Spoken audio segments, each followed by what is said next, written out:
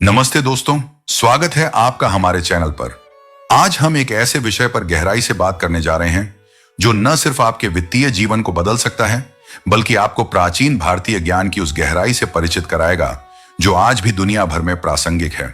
जी हाँ, हम बात कर रहे हैं आचार्य चाणक्य के अर्थशास्त्र की, जो संपत्ति बढ़ाने, उसका संचय करने, राज्य प्रबंधन और नेतृत्व की कला सिखाता है। चाणक्य, जो कौटिल्य या विष्णुगुप्त के नाम से भी जाने जाते हैं, तक्षशिला विश्वविद्यालय के महान आचार्य थे। उन्होंने चंद्रगुप्त मौर्य को एक साधारण बालक से भारत का सबसे शक्तिशाली सम्राट बनाया। अर्थशास्त्र न सिर्फ एक किताब है, बल्कि एक पूरा दर्शन है जो अर्थनीति, कूटनीति, प्रशासन और नैतिकता को जोड़ता है। इस वीडियो में हम जानेंगे संपत्ति कैसे बढ़ाएं, संपत्ति का संचय कैसे करें, चाणक्य ने चंद्रगुप्त मौर्य को अर्थशास्त्र के माध्यम से कौन कौन से महत्वपूर्ण पाठ दिए, अर्थशास्त्र में दुर्नीति नियंत्रण और पर्यावरण संरक्षण की रणनीतियां, साथ ही आधुनिक उदाहरण जैसे डिजिटल इकोनॉमी और क्रिप्टो करेंसी। इस वीडियो में हम कुछ कहानियां, आधुनिक एप्लीकेशन और एक छोटा क्विज भी शामिल करेंगे ताकि आप इन सिद्धांतों को बेहतर समझ सकें। तो तैयार हो जाइए, एक नोटबुक और पेन लीजिए और चलिए शुरू करते हैं इस प्रेरणादायक और ज्ञानवर्धक सफर को। अगर आप पहले से चाणक्य नीति के फैन हैं तो यह वीडियो आपके लिए और भी स्पेशल होगा।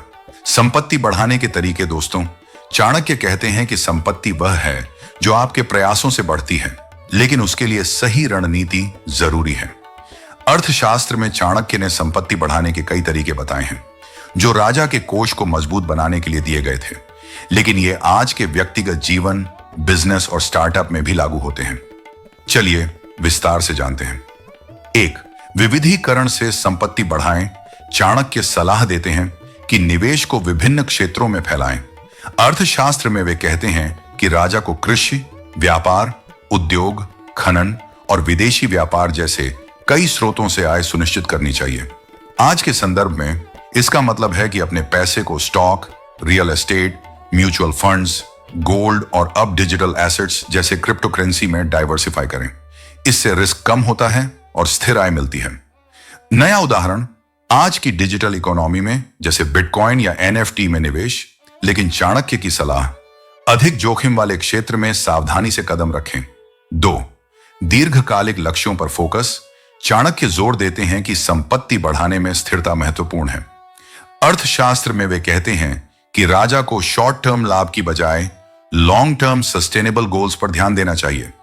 आज यह SIP, सिस्टमैटिक इन्वेस्टमेंट प्लान, या कंपाउंडिंग इंटरेस्ट की तरह काम करता है। उदाहरण, अगर आप हर महीने 5,000 रुपए इन्वेस्ट करें तो 20 साल में कंपाउंडिंग से यह लाखों में बदल सकता है। चाणक्य की सलाह, समय और धैर्य से छोटी संपत्ति बड़ी हो जाती है।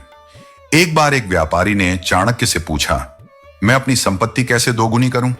चाणक्य ने कहा, पहले उसे सुरक्षित रखो, फिर धीरे धीरे बढ़ाओ।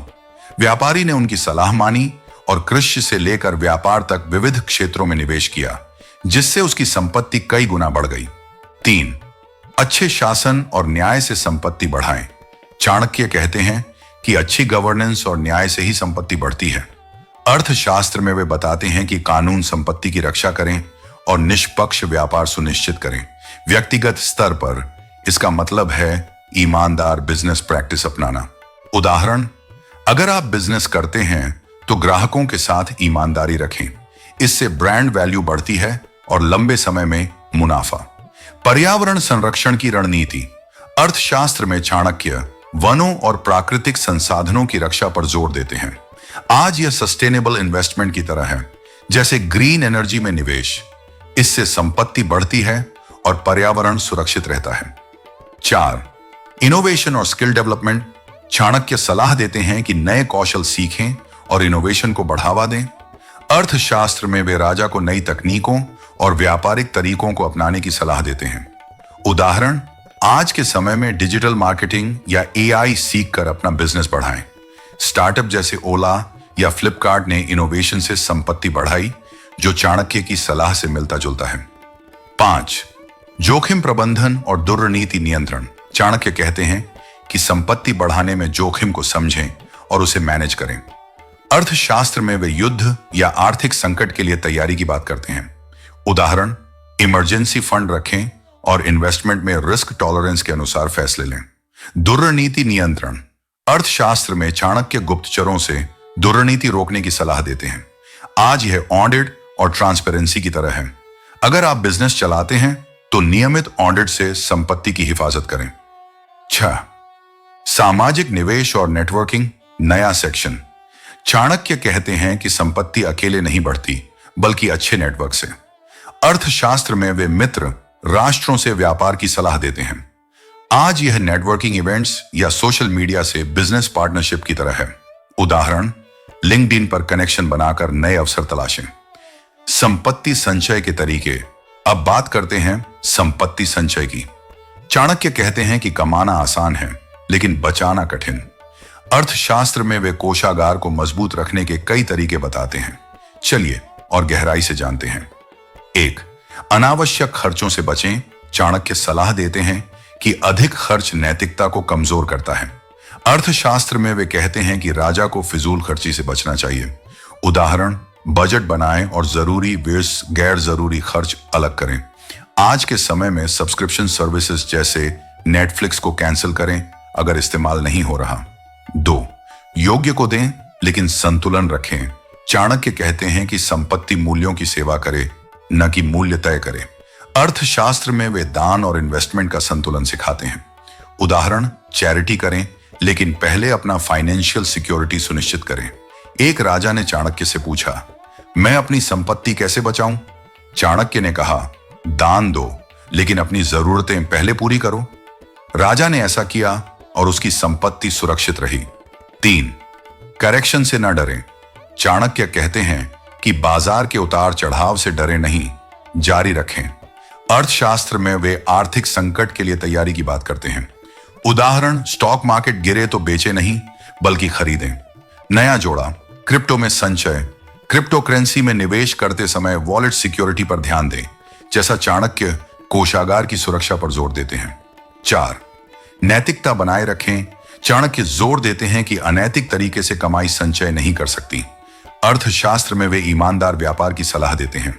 उदाहरण, टैक्स ईमानदारी से भरें, कॉर्पोरेट स्कैंडल्स से बचें जैसे एनरॉन केस जो अनैतिकता से बर्बादी लाया। 5.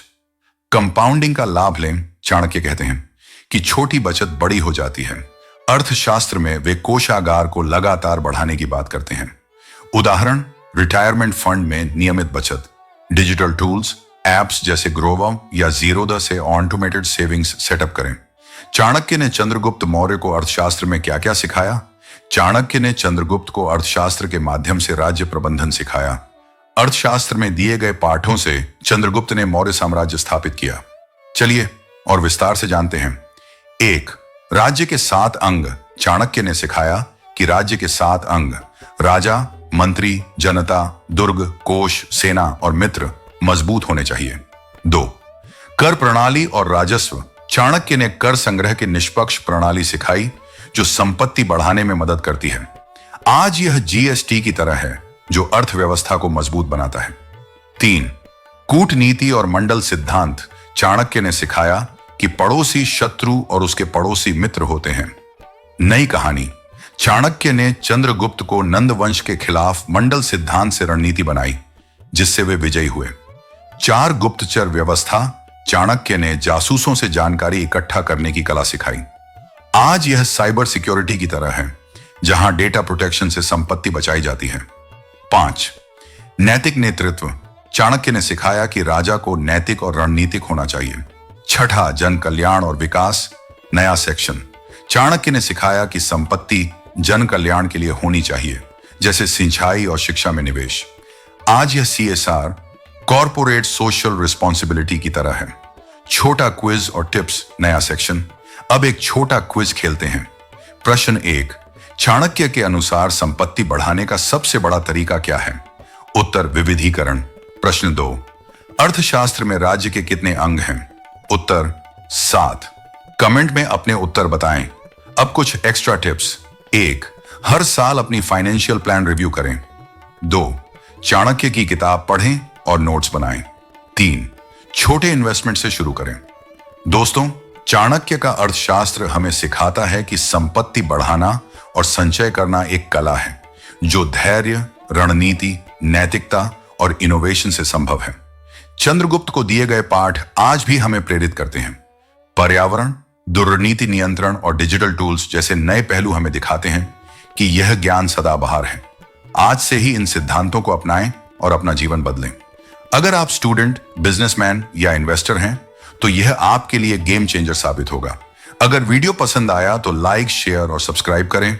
कमेंट में बताएं कि आपको कौन सा पाठ सबसे उपयोगी लगा या क्विज के उत्तर दें।